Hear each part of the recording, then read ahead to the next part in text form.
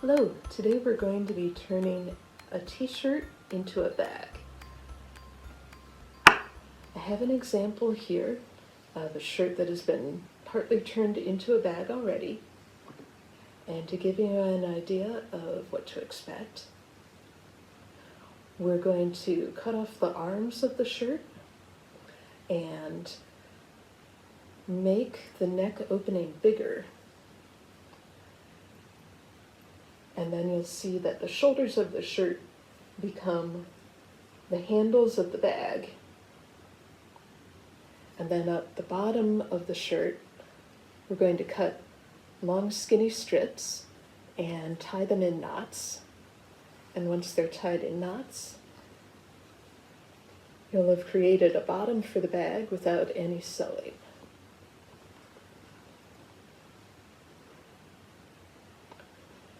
If you've picked up materials from the library, you should already have a t-shirt. If you're following along at home, I recommend choosing an old shirt that's a knit shirt, like a t-shirt, and rather than a shirt that was woven fabric. That's because the knit fabric in the t-shirt is less likely to unravel. So to get started, you'll need a pair of scissors. If you have sharp fabric scissors, that'll make it a little easier to cut the fabric. And the first step is you want to cut off the sleeves. So find a sleeve of the shirt. You should see a seam where the sleeve of the shirt is sewn onto the body of the shirt. And what you're going to do is cut off the sleeve and that whole seam. So instead of cutting along the seam, you want to start cutting on the body of the shirt.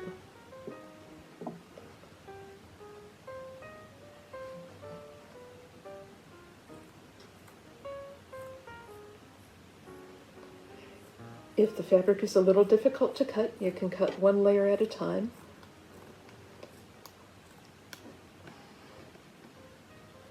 And then remove that whole seam. Remove the stitching that holds it to the shirt.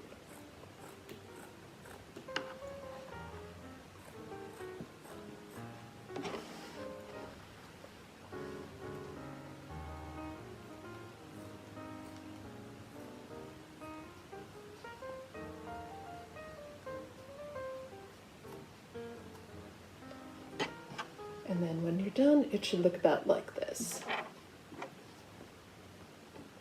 If it's a little messy along the edges, like this one is, you can just trim it and make it look smoother. So you'll have a nice looking bag. And then if you want to make sure that both sides of your bag are perfectly matched, you can fold your shirt in half and then use the line that you followed when you cut off the first sleeve as your guideline for when you cut off the second sleeve. If you find it more comfortable or easier, you can mark this with chalk or with a pencil, depending on whether you have a light colored background or a dark colored background that you're drawing on.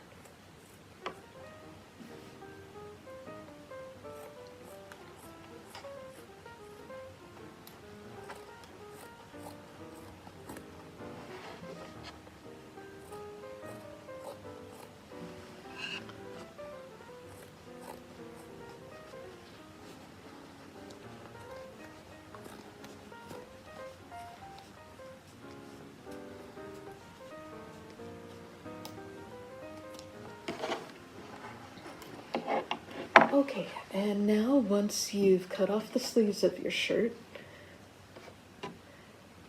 you're going to make the neck hole bigger so that you have a nice big opening for putting things into your bag. Just going to smooth this out a little bit. So for a t-shirt like this, you're going to be making a U shape on both sides of the shirt, both the front and the back.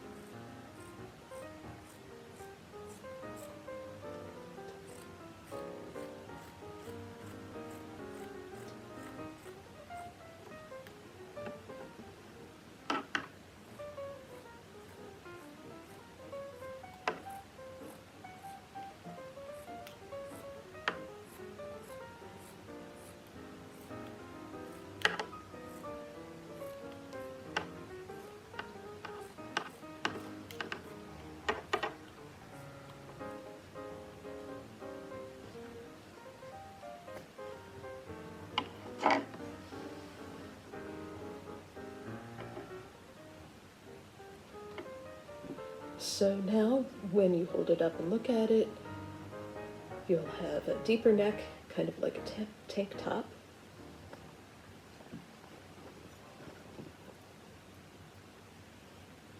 And when you try holding it like a bag, you'll kind of be able to see where the handles are and what the bag will look like when you hold it.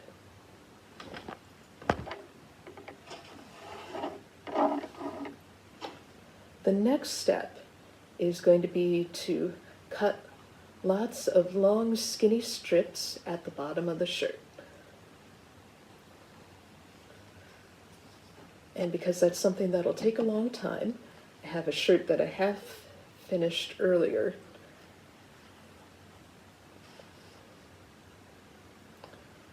When you cut the strips for your bag, you want to make them about 3/4 of an inch to an inch wide and about 4 inches long. If you can find something that is about that size, it makes it easy to just put it on the surface of the shirt and cut with your scissors.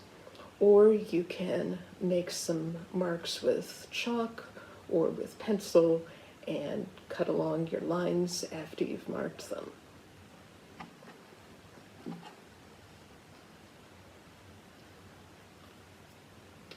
And then once you've cut little strips along the bottom of your shirt, the front and the back, then what you want to do is take one piece from the front and one piece from the back that are opposite each other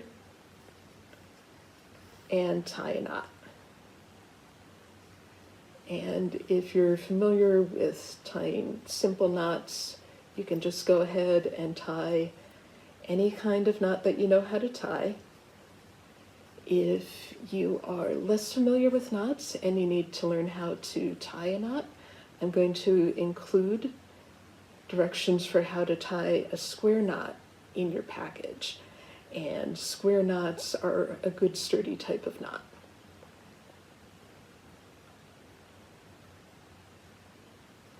Now, once you've tied a few knots, you might notice that there are some tiny holes in between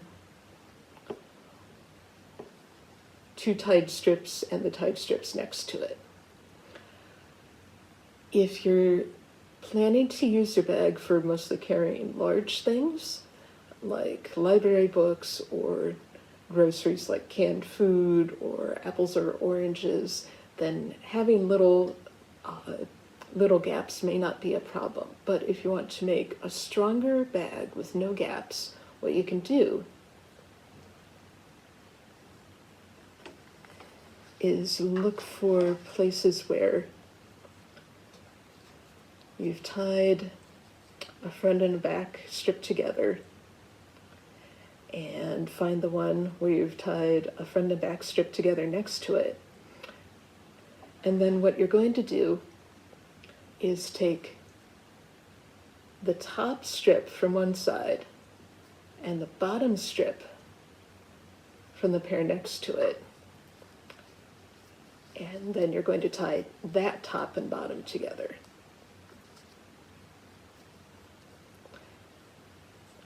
And if you want to make a stronger knot, you can double knot it. And that will help close up the gaps in your bag.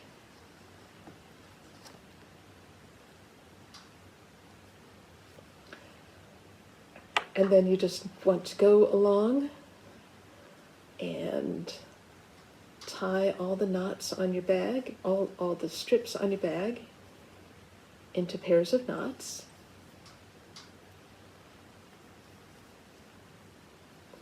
And then when you've gone along and tied them all, when you've double tied your knots to make them strong, and when you've tied the pieces that are next to each other to close your gaps, then you'll be all done.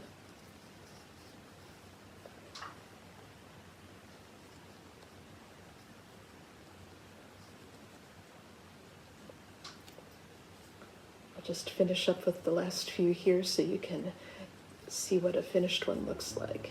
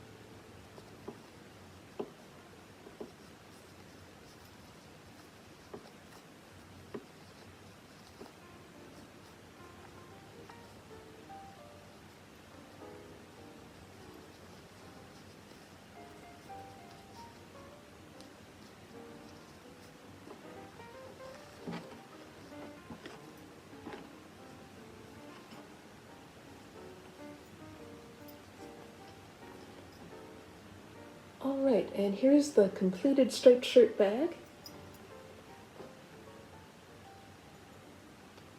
I would say before you use it extensively, test putting something heavy in your bag. Make sure it will hold. If you need to do double knotting to make sure that your bag is strong enough, go ahead and do double knots. It'll make it worth it so that nothing falls out of your bag. And since it's made from a t-shirt, it should be easy to put it in the washer and the dryer, or put it in the washer and hang it up to dry. It's always a good practice to wash your bags if you're taking them to the store, especially if your family happens to put meat in them when you're buying groceries. But just like you want to wash your hands frequently, washing bags frequently also helps keep you and your family safe. So I hope you enjoyed this craft. Some of you will have shirts that have a design on the front of the shirt, and that'll give you a bag that's kind of already decorated. But if you would like to do a little more to decorate your bag and customize it, here are a couple of ideas. One thing you can do is cut the sleeves from the shirt into strips, and that will give you little pieces of fabric that you can use to tie on the tops of the bag handles and make bows. If two of you have both picked up kits from the library and you have shirts that are different colors, you might be able to use contrasting colors for the top of your shirt. You could also decorate the surface of your shirt with permanent markers, fabric markers, paints such as puffy paint. Things that you would do to fabric in general, you can do to this shirt if you want to add a little personalization to it.